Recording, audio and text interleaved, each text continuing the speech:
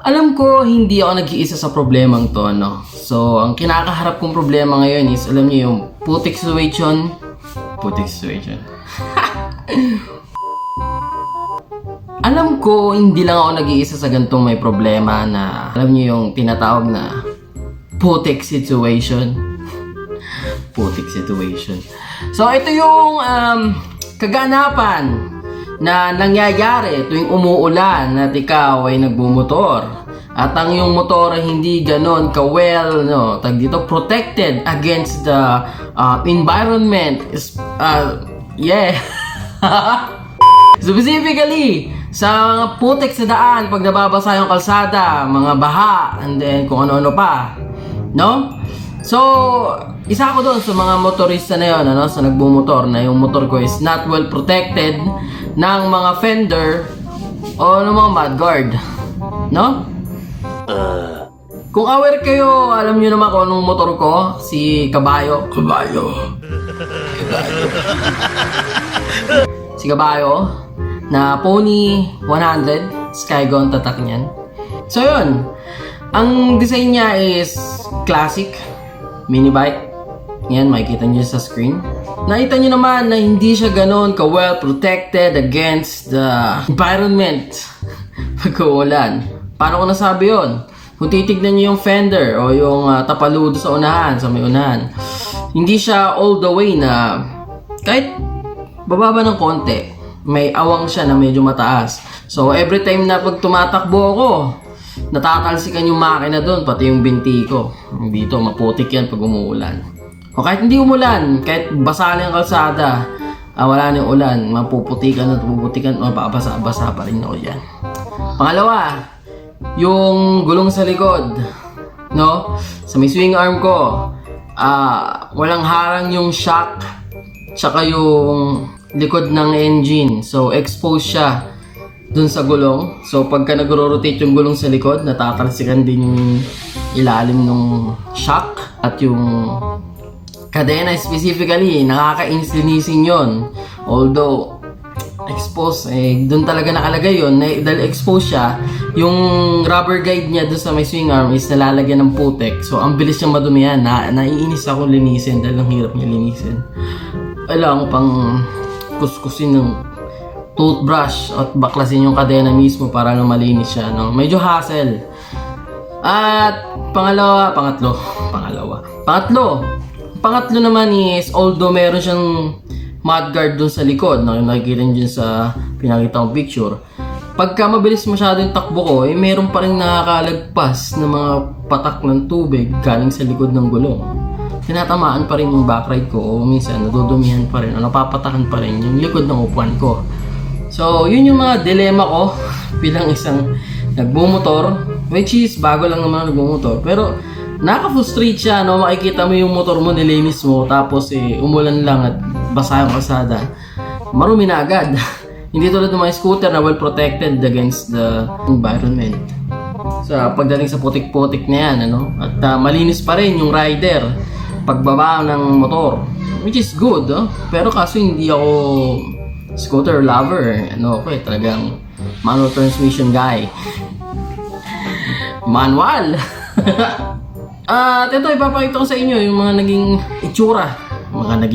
Yung itsura ng aking motor every time na umuulan o basa yung kalsada. Ito, yan niya. Putik situation. Pagtag-ulan, laging ganyan. Putik. Dahil, bitin yung fender natin dito. Matalsik yung tubig dito. So, bibili tayo ng pang-extend dito. Ito hanggang dito lang. Para maiwasan yan. At isa pa sa ating problema ay ang putik situation dito sa likod. Tinanggal ko nga pala yung cover dito kasi check kung gaano kahaba yung suspension, kasi bibili rin ng suspension na mas maikli kasi ang haba ng suspension niya. Hindi naman sa sobra akong natataasan, abot ko naman siya. Ang purpose ko lang is para maganda tignan, kumbaga, kasi sumasayad lagi itong kadena ko dito sa swing arm. So although kailangan talaga nito. Yan yung rubber na yan. Ito yung rubber na yan. Yan yung rubber na yan.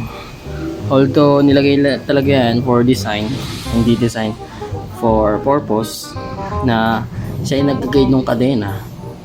Ang bilis kasi niyang madumihan, maputikan. So kailangan bilhan na rin siya ng mudguard dito na protected tong shocks, kasi nakakainis tignan pagka malumi yan, putek situation. Wala rin silbi kahit mayroon siyang mudguard dito. Tinanggal ko na yung mudguard. Ito yung mudguard. So yan, ito yung mudguard. Yung mudguard nakakabit yan dito. Medyo nilinis-linis ko lang mga punas ba. And dito siya nakalagay. Yan. Wala rin siyang kwenta minsan kasi sa sobrang lakas ng talsik ng tubig, umaabot pa rin dito. Ayun o. Pati sa upuan, umaabot na o. Mga putek. Talaga. Kaya gusto ko na siyang bilan ng mudguard na pang dito. Yan. Ang naisip ko is, ano ba brown na? Dila ka na dila sa hita ko. Ito nga. Brown na. No. Yan. Mabalik nga tayo. Gusto ko siyang bilan ng mudguard. Nag-check na ako ng mga mudguard sa Shopee. At nag-check na rin ako personally sa motor ng mga kaibigan ko. Yan. Pinalagpas muna natin yung tricycle ang ingay. So yun. Tumingin na rin ako personally tsaka sa Shopee ng mudguard ng Sniper, which is may nakita ako. Meron siyang maliit dito na parang tapaludo na nagpoprotekta sa shocks o sa suspension sa likod. Then yung putik dito na parang nakobra siya. Especially yung pinagusto ko doon is maliles yung dumi na na-accumulate nitong kadena. Lalo na kasi itong rubber na to na pinag-replacean nitong kadena. Ang bilis madumi yan. Kapag kalilinis ko lang, madumi na agad. Tapos tumutunog siya dito. Tanggalin natin to. Ang hirap pag isa kamay. Nga.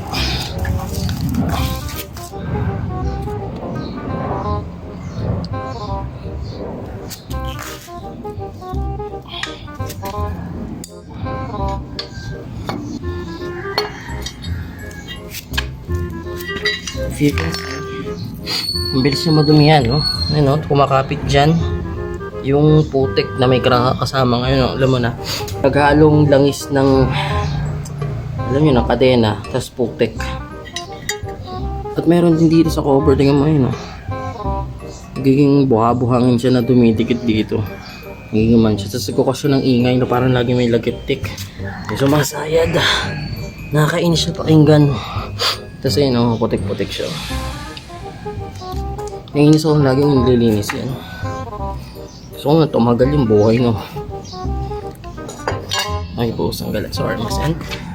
Yan. So yun yung mga problemang kailangan solusyonan. Mabilhan siya dito ng mudguard ng Sniper, pero I specifically want yung ano, sa Sniper 135 yung cover niya dito kasi mas mahaba, mga hanggang dito ata yun. Tapos mas mataas yung ng konti yung cover niya dito para sa shock, para makoveran tong monoshock natin dyan. And also ito, paggagawin ko rin to ng ano, bracket, pero bibili muna tayo ng mas maliit na battery. Like medyo mataba kasi yung battery na in-install nung mekaniko dun sa kasa. So maliles yung putik situation dito sa kadena natin. So malilis yung cleaning time nito. Okay, tsaka yung tunog-tunog. So maiwasan tong putik-putik na yan. At least as much as possible, mababawasan, hindi siya ganun kadumi. Kasi lagi tignan nito. Kung makakahanap din ako ng pwedeng, hindi ko sure kung kakabit dito na maayos yung fender ng Sniper 135, kung may pagkakabitan dito. Kasi ang tanging bolt lang na meron dito ay ito, yung pinagkakabitan nito, yung stock na chain cover nitong motor ko. Yan. Ito para to sa mudguard sa likod, tire hugger. Then ito, meron din sa kabilang ganyan. Pero pagdating dito, wala siyang kakabitan. So yun yung pinoproblema ko. Yan, sa kabila meron din dito. Yan, yun ang pinangangambang ko. Pagagawan ko rin ba siya ng bracket sa fabricator para lang ma-install lang na maayos yun. Kasi gusto ko lang talaga makoveran to. Tapos ito, para maiwasan niyo yung pagkadumi ng ayan, engine sa likod. Yan yung engine yan. Pumakina.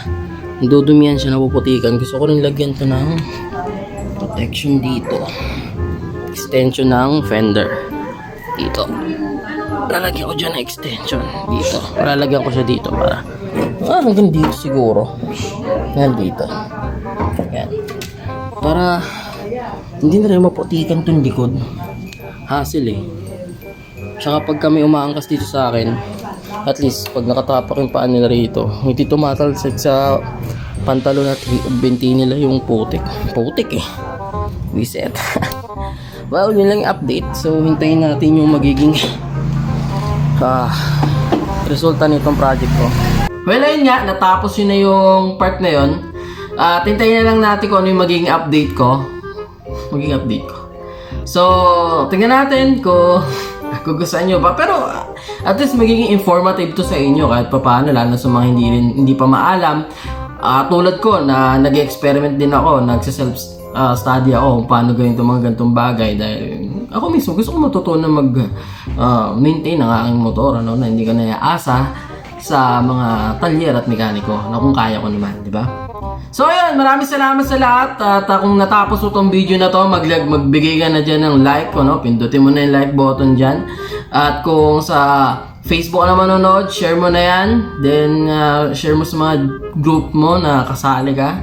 At i-share mo na rin sa mga kilala mo na nagbumotor, baka sakali makatulong to, At kung sa YouTube naman, mag-subscribe ka na, Mag-subscribe ka na, pindutin mo, sayang yan. Sayang. Ayan, again, balik tayo sa Facebook. Pakilike na lang din yung aking Facebook pages. Dalawa yan, Triplang TV at Triplang TV Gaming. Hindi man ako nakapag-post Triplang TV Gaming dahil, may circumstances. Pero babalik tayo sa pagla-live. Naglalaro nga pala ako ng Mobile Duty. Mobile Duty? Ano Mobile Duty? Mobile Duty? Call of Duty Mobile. Sa Garena, yun. Tsaka ano pa. So, try din natin yung Firelight na bago pagka in case na okay na at nakapagpakabit na ulit ng bagong internet connection. Wala tayong internet connection just mobile data lang. Yan! Maraming salamat sa lahat! Triplang TV Gaming! Triplang TV Gaming! Ano ba? Sorry. Yun, Triplang TV. Yung nga pala si White lang. Magpapaalam. Magkita tayo muli sa sunod nating video. Paalam!